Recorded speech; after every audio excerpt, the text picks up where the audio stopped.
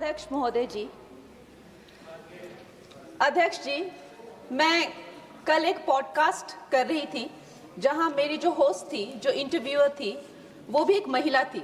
तो उन्होंने मुझसे कहा कि महिला आरक्षण बिल आ रहा है तो विपक्ष ये कह रहा है, वो कह रहा है। तो मैंने उन्हें एक सवाल पूछा।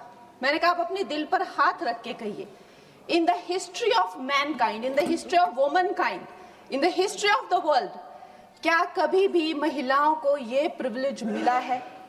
क्या कभी भी महिलाओं के लिए ऐसा स्वर्णिम काल, जिसे अमृत काल कहा जाता है? मैंने कहा, आप दिल पे हाथ रख के बताइए कि isn't it the best time to be a woman? और वो मुस्कुरा के almost she giggled and laughed. She said, yes, this is the best time to be a woman. और आज विपक्ष वाले हो चाहे पक्ष वाले हो, सबसे पहले तो मैं सारी मातृशक्ति को तहे दिल से बधाई देती हूँ कि हम इतिहास का हिस्सा बने हैं। जो आज तक महिलाओं की एक इमेज रही है, सब महिलाओं ने बात रखी अपनी।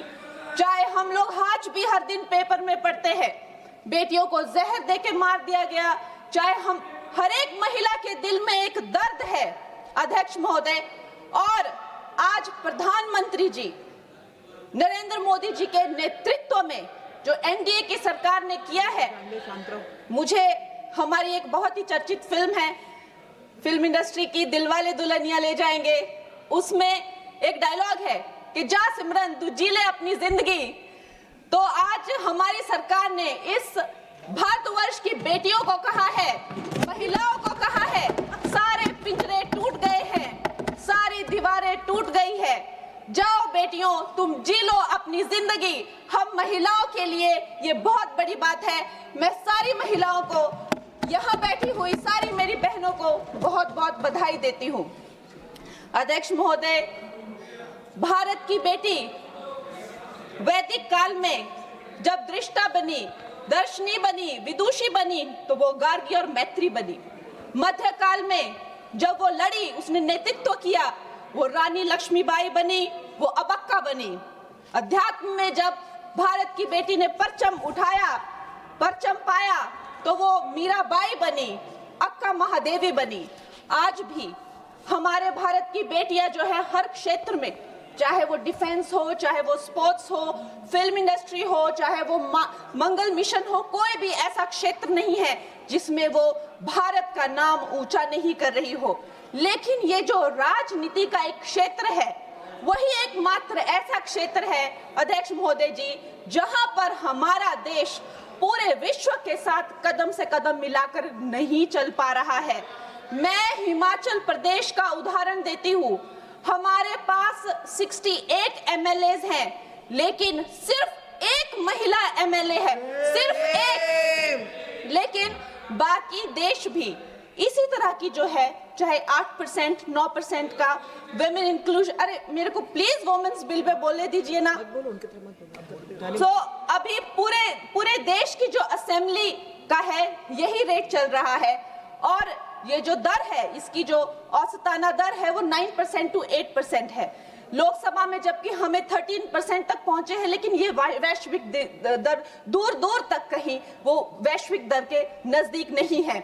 लेकिन आज जब ये महान उत्सव हमारी जिंदगियों में आया है, तो प्रधानमंत्री जी का एक शब्द मुझे याद आता है कि पेट में चूहे दौड़ना।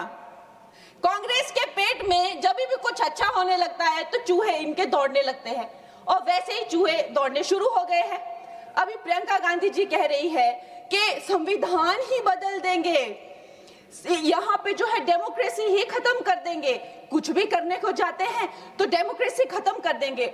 आप थोड़ा भी अगर कॉमन सेंस यूज करें कि जो लोकप्रिय नेता है, जो डेमोक्रेटिकली इलेक्टेड नेता है प्रधानमंत्री जी, जिन्हें डेमोक्रेसी ने उनकी पार्टी को लाया है, वो उस डेमोक्रेसी को क्यों खत्म करेंगे? वो थोड़ा ना कोई इंदिरा गांधी जी की तरह उनसे कोई कुर्सी ले रहा है तो उनको कुर्सी पे हक जमा के रखना है, तो वो डेमोक्रेसी खत्म करनी ही पड़ेगी। ऐसी तो कोई स्थिति है ही नहीं। तो जैसे प्रधानमंत्री जी ने कहा कि अगर किसी के लिए डेमोक्रेसी वर्क करती है तो वो मेरे लिए ही सबसे ज्यादा वर्क करती है, तो इतना तो कॉमन सेंस होना चाहिए। जब देखो लोगों को बहलाना फुसलाना, जब देखो जो है वो झूठी बातें चलाना, और अब एक नई बात सीखी है, डिलिमिटेशन जो है। चलो वुमेन्स बिल, उनमें हिम्मत नहीं है बोलने की, डिलिमिटेशन में लफड़ा है, इसको हम लोग नहीं आने देंगे। अरे प्रियंका गांधी जी, जब लास्ट टाइम डिलिमिटेशन, तो कोई बीजेपी का तो कोई प्रोसीजर है नहीं, एक ये संवैधानिक ये एक प्रोसीजर है, हर 11-11 साल में होता था। 51 में हुआ, 61 में हुआ, 71 में हुआ। 71 में जब हुई डिलिमिटेशन तो 61 करोड़ जो है वो भारतीय थे। उस टाइम पे जो 543 जो लगभग सीटें थी, आज भारतीयों की संख्या 140 हो गई है। क्या उनका समीकरण है? क्या उसमें से SC ST उनको उनका हक नहीं मिलेगा? SC ST में भी 1/3 हक महिलाओं, उनकी क्या संख्या है, उनकी क्या सीट आएगी? ये सारी कैलकुलेशन किस तरह से आप रिजर्वेशन देंगे? 140 करोड़ जो अब महिलाएं हैं, तो they should not be accounted for. इस तरह की ये बहकी बातें कर रहे हैं। अभी मेरी बहुत अच्छी मित्र है यहाँ, जून TMC के जो MP हैं, उन्होंने कहा कि 33% रिजर्वेशन क्यों दे रहे हो, 85% दे दो। अरे आप थोड़ा तो कॉमन सेंस यूज करिए। अगर आप जो है 33% दे रहे हैं, लेकिन जो बाकी सीट्स है, उन किसी भी सीट पे वो ओपन सीट्स है, वो महिलाओं को लड़ना जो है उस पे कोई भी किसी तरह का बैन नहीं है। 14% हम ऑलरेडी पहुंच गए हैं। तो जून जी, मैं आपको ये कहना चाहूंगी कि लगभग 50% से ज्यादा महिलाओं का पार्टिसिपेशन होगा इस महिला बिल के बाद। तो अध्यक्ष महोदय जी, सोनिया गांधी जी कहती हैं कि इनको इतनी जल्दी क्यों है, ये महिला बिल इतना जल्दी में क्यों लाते हैं? तो आपकी तरह होना चाहिए था कि 30 साल जो है आपने इस बिल को लटका के रखा। अवश्य मैं इस बात से अग्री करती हूँ कि प्रधानमंत्री जी जो है महिलाओं को न्याय दिलाने के लिए जल्दी में है, क्योंकि जो काम 60 साल में नहीं हुए वो उन्होंने 10 साल में ही करके दिखा दिए। चाहे वो करोड़ों मकान पक्के किए हो, चाहे वो गैस सिलेंडर दिए हो, चाहे वो महिला को डिफेंस में लाना हो, चाहे वो गर्भवती महिलाओं को 12 वीक से लेकर 26 वीक की हॉलीडे हो, न जाने कितनी योजना, लखपति दीदी, ड्रोन दीदी, सेल्फ हेल्प ग्रुप्स, अगर मैं बोलने लगूं तो यहाँ बहुत वक्त चला जाए। लेकिन एक बात पक्की है कि वो एक जल्दी में है, महिलाओं को न्याय दिलाने की जल्दी। और ये जल्दी अब की नहीं है, ये जल्दी जब से वो हेड ऑफ गवर्नेंस बने हैं तब से है। गुजरात में भी बाकी स्टेट्स की तरह गुजरात जब वो चीफ मिनिस्टर बने तो एक फीमेल फिटिसाइड का जो एक प्रैक्टिस थी उसकी चपेट में था। उस टाइम उन्होंने, देखिए रूल हर जगह होते हैं, लेकिन एक लीडर की संवेदनशीलता देखिए, वहां पे उन्होंने एक जन जन को नुक्कड़ नाटक करने के लिए, जहां पे एक भ्रूण जो है वो माता से बात करता है कि माँ मैं जीना चाहती हूँ, कि माँ मैं आपकी तरह बनना चाहती हूँ, मैं भी कुछ अच्छा करूंगी, उससे करके लोगों में जो संवेदनशीलता आई, जो आत्मीयता आई, जो एक गर्ल चाइल्ड के लिए उनके मन में एक भाव उठा, उसके करके आप देखिए इंडिपेंडेंट इंडिया की हिस्ट्री में 1000 मेल चाइल्ड पर पहली बार 1020 फीमेल चाइल्ड हुए हैं। ये प्रधानमंत्री जी की कमिटमेंट है फॉर गर्ल चाइल्ड। लेकिन इन लोगों को जो है इस बात का दुख होता है।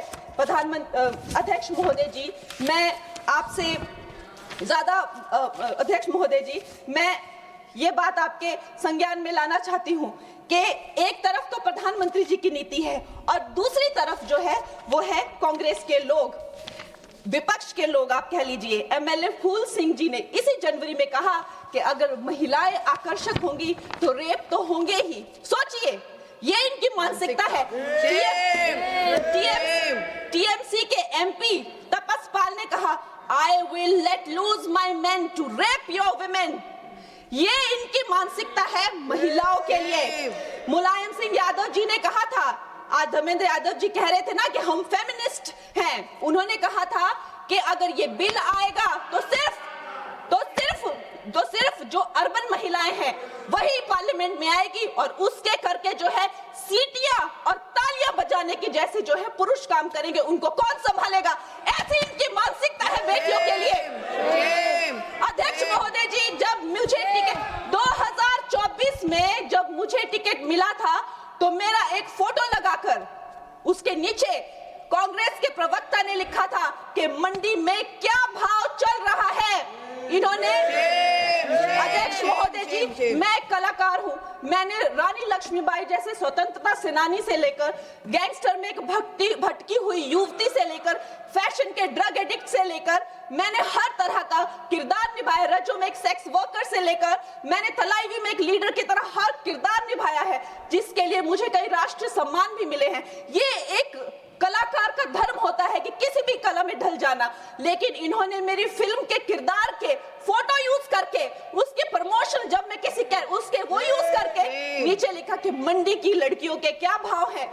अध्यक्ष महोदय जी ये भूल गए कि ये वो मंडी नहीं जो आपको फिल्मों में दिखाई थी, एक मंडी जो फ्लैश मार्केट को लेकर एक फिल्म बनी थी मंडी, लेकिन इन ये भूल गए ये वो मंडी है जहां मांडव ऋषि ने तपस्या की थी। मांडव ऋषि के नाम पर मंडी का नाम पड़ा है अध्यक्ष महोदय, और उसे छोटी काशी भी कहा जाता है। ये कांग्रेस की जो नीच सोच है उसको मंडी के लोगों ने, मंडी की बहन बेटियों ने जो है तब तमाचा मारा जब इसके रिजल्ट आए और दिखाया कि ये भारत की भूमि है, यहाँ बेटियों का अपमान करना जो है किसी पाप से भी बढ़कर है। अध्यक्ष महोदय जी, एक तरफ तो इनकी नीति है और दूसरी तरफ प्रधानमंत्री जी, जब अभी आपने देखा कि नेशनल क्रिएटर अवार्ड्स में वो जेनजी को जब पूरी तरह से संबोधित कर रहे थे तो उन्होंने जो है जब वो जेनजी को संबोधित कर रहे थे तो उन्होंने जो है आधुनिक फैशन में जो है पैरेलल ड्रॉ किया, जो मिनी स्कर्ट्स होते हैं, जो ब्लॉक हील्स होते हैं, जो लेडीज के पर्सेस, एक्सेसरीज होती है, जो कोणार्क टेम्पल में जो स्कल्पचर बने हैं, और उन्हें जो है हमारे कल्चरल हेरिटेज का एम्बेसडर बनाया। और प्रधानमंत्री जी, इससे उनकी जो कल्चरल रूटेड जो प्रोग्रेसिवनेस है वो नजर आती है। आज भारत की बेटी ये मानती है कि प्रधानमंत्री जी से बड़ा कोई भी फेमिनिस्ट नहीं है। He is the only flag bearer of feminism। और ये भारत की बेटियां जो है सदा उनकी आभारी रहेगी, जो उन्होंने भारत की महिला शक्ति में, मातृशक्ति में विश्वास दिखाया है, उसके लिए हम सदा आभारी रहेंगे। मैं अपनी पार्टी को बधाई देती हूं और साथ ही सब महिलाओं को धन्यवाद।